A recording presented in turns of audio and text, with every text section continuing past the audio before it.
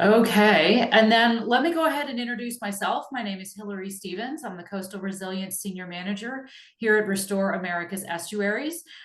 For those of you who may have served on the review panel for our previous summit, you might recognize my name and face, and it is wonderful to see you again. Thank you so much for your willingness to support the summit and help us make sure that this is a fantastic and successful event full of very high quality content and programming. I know this is a big commitment of your time, and we are extremely grateful for you being willing to help us out. And with that, I will introduce my colleague, Karen Smith. Karen, you want to take it away? Thank you, Hillary. Good afternoon, everybody. It's wonderful to see some faces and names. I'm Karen Estelle Smith. I am the Program Associate for Restore America's Estuaries, and I'm really excited to have you all join us this afternoon. Like I said, it's really great to see some faces with names because I've been learning all these different names along the way. So I'm glad to make the associations and get to know you all better. I'll just start by saying thank you so much for being on the review committee. We're really excited. We had a really good response in abstract submissions this year, and we're really excited about all the content and so forth, and really grateful that we have a good group of individuals to help us review and get through this process.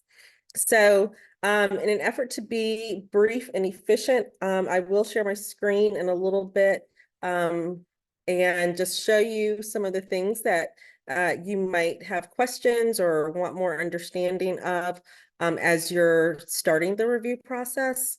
As you may know, CVent is a little new for me at least. And so there have been a couple of technical challenges, but I certainly appreciate everyone's patience and so forth. If you have any questions, please don't ever hesitate to ask, not just this time, but, moving forward.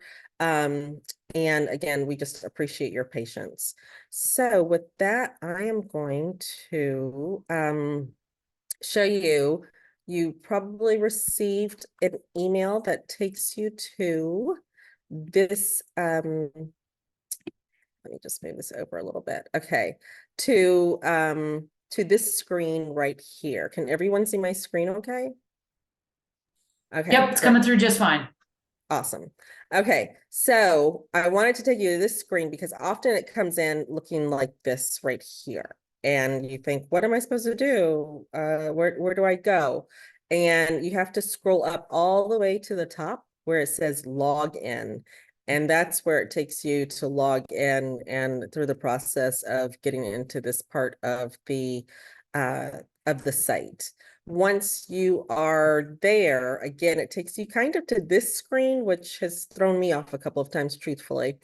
And you're like, well, where are my reviews? You then click on where my reviews and scroll down, and it shows you that you have been assigned various abstracts to review, and you start the process from there.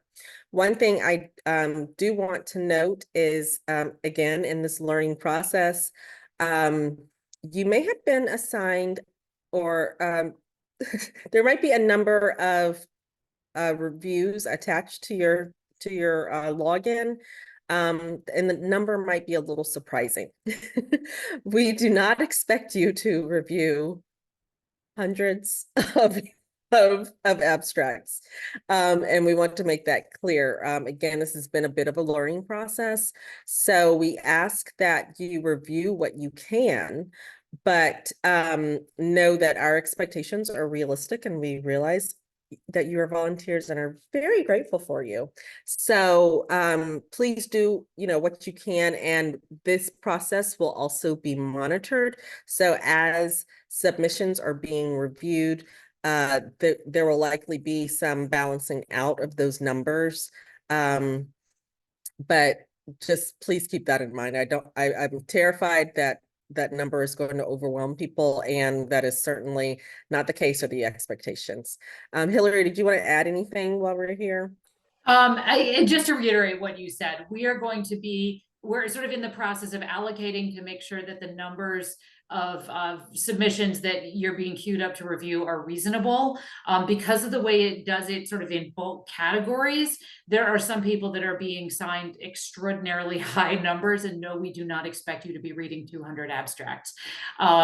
So I'm working on it on the back end to sort of level those numbers out. And again, we very much appreciate your enthusiasm, and we'll so if you see those numbers fluctuating, that's us on the back end leveling it out.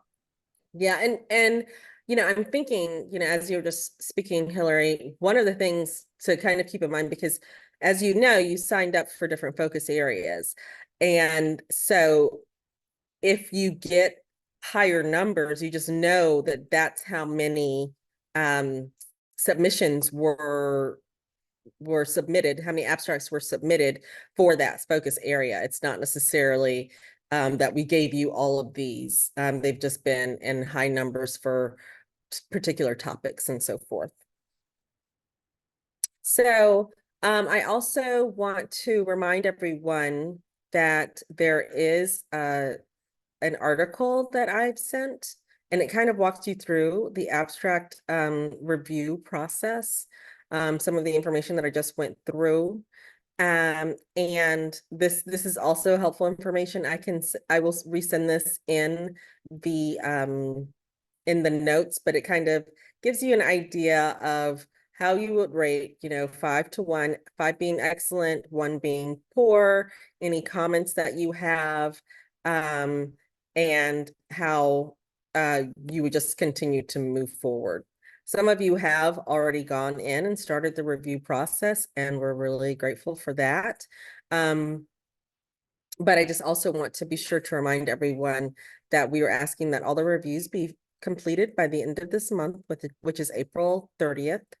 And also, just as a side note, I do want to thank you all for submitting any abstracts. Thank you. I want to also remind you to recuse yourself if that comes up in your rotation. If you would just recuse yourself, and you can actually put that in the notes down here in this area. If you don't necessarily have to rate it, but you should be able to put comments in and submit. And so that will let us know that you're recusing yourself if it comes in your rotation. And I would add, just to add to that, if you are in your queue, you get an abstract that is a colleague or your grad school roommate or someone that for whatever reason you feel like you should not be ranking their work, again, feels free to just skip that one and move along. I know that sometimes those will come up, and I just, you know, feel free to skip it and move on. Yes, thank you. Oh, and the other aspect of this is that we are asking that you review the abstracts. Poster submissions will continue to come in, and they are a part of the focus areas. So they may come into your rotation by default, but you are not expected to review the poster process. That is another process that we'll be working on at a later time. So please just stay focused on the abstracts. And also, if you do have a poster submission, we are still accepting those until August 2nd. So please feel free to submit those as well if you have not already done so. With that, I just want to also remind everybody that registration opens on April 15th and it will be open through early bird registration will be open through August 2nd as well. And at this time, Hillary, if you want to add anything, we can also check for questions. Yep, I'm getting a few questions here in the chat, and trying to answer them as they come in. Same for dedicated sessions. If you're one of the panelists, yes, please just skip it. How do we know if it's a poster or an abstract or a session abstract? It should say in there, I'd actually have to go back and look at the format, but it should indicate what type of session. If it's a dedicated session, that means someone has submitted for an entire 90-minute block, and there will be 5 speakers. Sometimes people have actually tried to submit 5 abstracts in there. There's not really room to do that effectively. Sometimes there'll be one abstract that refers to the 5 different speakers. There's also an alternative format, which is widely open to interpretation, and the abstract should clearly explain, is this a panel? Is this a demonstration? Is this, what it might be? It should clearly explain what they intend to do with that 90 minutes. And then single sessions, of which most of the submissions are single sessions. And just as an afterthought, if you are reviewing an abstract for a single session and you think it is not appropriate for an oral presentation, but would be for a poster, please feel free to put that in the comments, is to say this is more suited to a poster, and we'll adjust that accordingly. That's a switch that we can make in the acceptance process. And it is one that we will have to make because we have way more submissions than we have time for. So there will definitely be some folks that we might refer to the poster space. That's about all we have for our session. But again, if there are any questions, we are happy to take them. I dropped a link to the Cvent cheat sheet, whatever you want to call it. That is in the chat. So that will give you some cues about how to get logged in and get started. We will also include the Cvent login page and that link in the notes that go around after this meeting, which will also include a link to this recording. If you have any questions after this meeting, once you get started and you run into some speed bumps, please feel free to shoot us an email. We're here to help. And do encourage you to consider getting started early. Yes, April 30th may feel like a ways away, but it can sneak up on you. And if you run into any issues, it is easier for us to help you with those now rather than, 7 p.m. on April 29th. Yeah. Yes, it's already April 4th. I'm not sure how that happened, but that's what they tell me. All right, we'll give it another couple of minutes if anybody has any questions they'd like to send in. I'm hearing a voice. I'm not sure if someone's trying to come off mute. Can you hear me? Yes. Okay, hey, so just quick question. So for people who got, numerous abstracts that they possibly cannot go through, would Yes. there be a second round of reviews for the rest of us, or people who didn't get, say, as many, to take some of that load off, or how are you handling those? So we're in the process of sort of allocating them on the back end to make sure that all of the abstracts get appropriately reviewed and that people are not overwhelmed. If you get through everything you've been assigned and you still are enthusiastic, please let us know. We can give you more. But due to the timeline that we are under, we do need to wrap up this process by the end of April. And then going into May, we'll be working on reading your reviews, making decisions based on that, and then getting the notifications out. Is there a criteria to use for the rating system?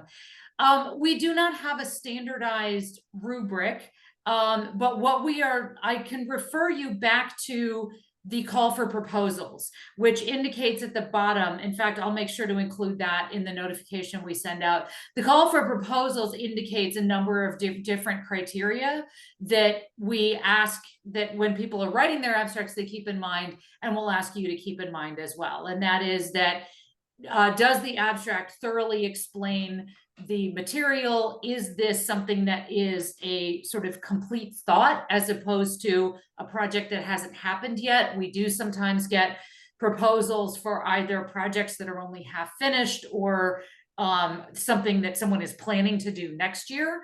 And we really want to be talking about completed or mostly completed efforts so that we can focus on lessons learned and how that process went. So yes, I will go ahead and include completed as in constructed, usually.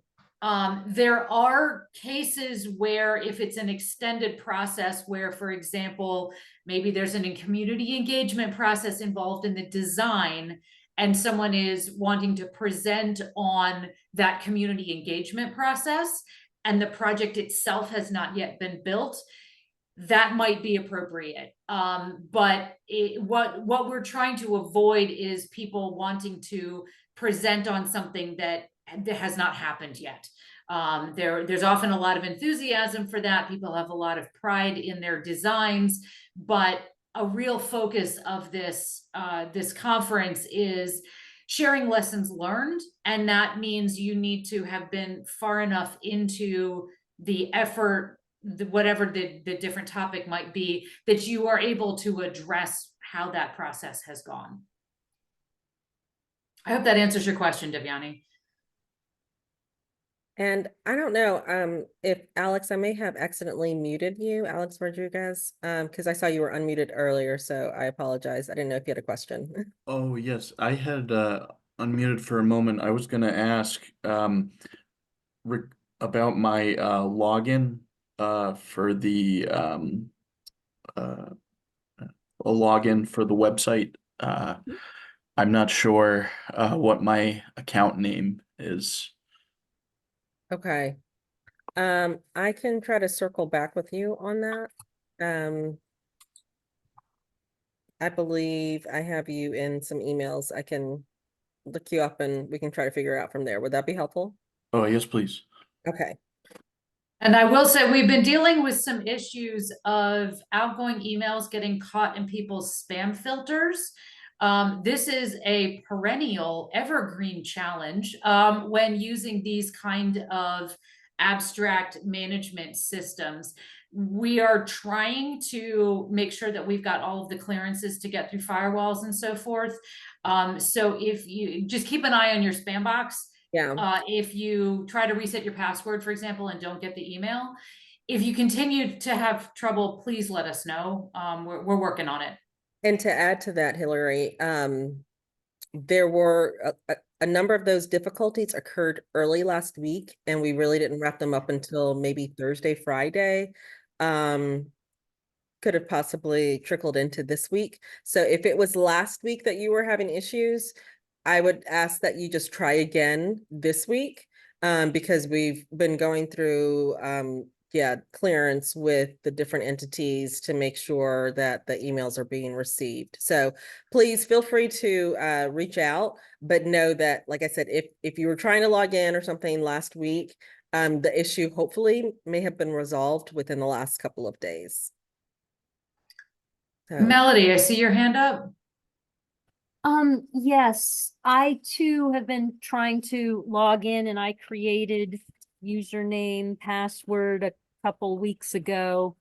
And I'm just trying to do it now and I'm trying to, go through the forgot your login information because nothing else is working and it's hanging up.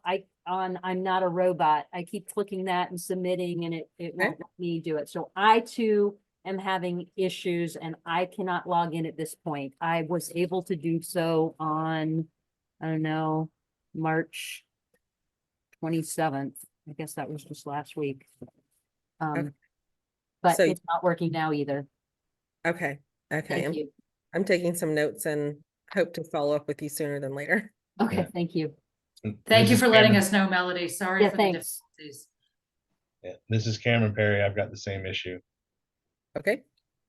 And so you were able to log in and now you are not able to, is that correct? Well, I think I've been logged in before because I submitted an abstract, but Okay. yeah, it asked for a CVent account name. I have no idea what that is. And so, Okay. yeah, and then I try to do the reset and it gets hung up, as Melody mentioned. Okay.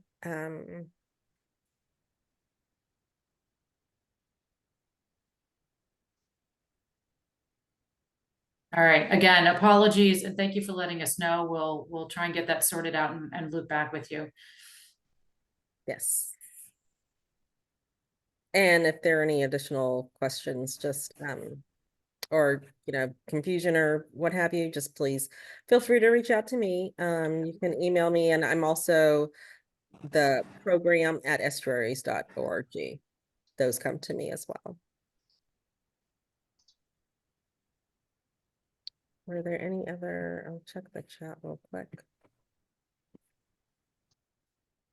Okay, I think we're good on the chat in terms of. All right. Okay, well, I think we can go ahead and wrap it up here. Again, I want to thank everyone for your time and being here today, and for all of your expertise and insight through the review process.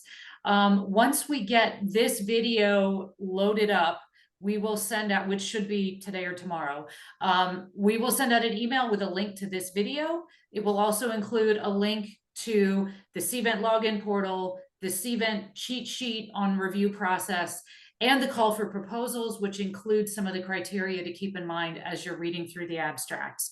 And with that, I don't see any more incoming questions, so I think we will call it a day. All right, thank you, everyone. Have a Thank good you one. now. Bye. Bye.